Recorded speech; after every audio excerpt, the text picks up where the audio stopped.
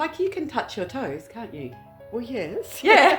No, but that's great because not everyone can.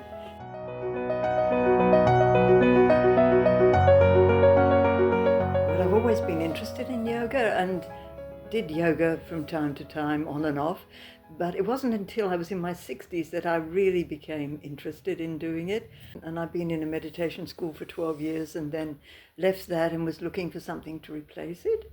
And yoga immediately came to mind. And And then you've been teaching for how long? 20 years. 20 years now? Yeah. Okay. Oh my gosh. Yeah.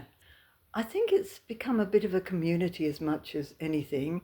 And most of them are seniors in their golden years, and it's essentially keeping their bodies moving in a healthy way. Because what would you say the average age of your yoga class is? I think most of them would be in their 60s and 70s. I've got a few octogenarians and maybe one or two in their 50s, but mostly they are in their 70s, I'd say. So is there anything in particular that you've noticed, especially with this age group? Yes. That yoga's helped? Often sometimes very cautious at first and think, oh, I'm not going to be able to get off the floor, I can't do yoga, it's going to be too hard.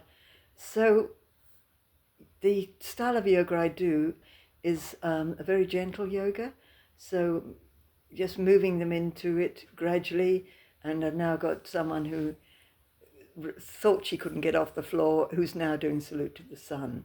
And another person who comes to mind is someone who told me that she now had confidence after doing a few weeks of yoga to go overseas with her daughter. So it's not just keeping their bodies fit, it's also keeping them psychologically, mentally fit and feel good about themselves too as we grow older.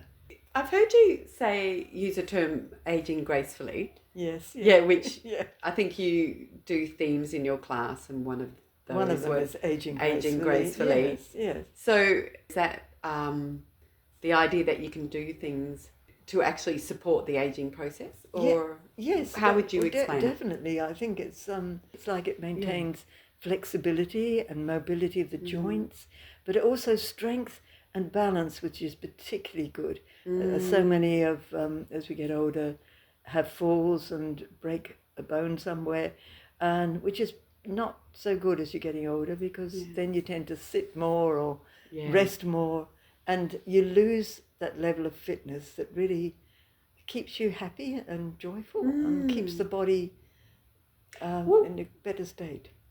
And yoga's not just postures, it's also breath work. And then there's something also called Yoga Nidra, which is really powerful for rest. It's equivalent to 2 to 3 hours deep sleep.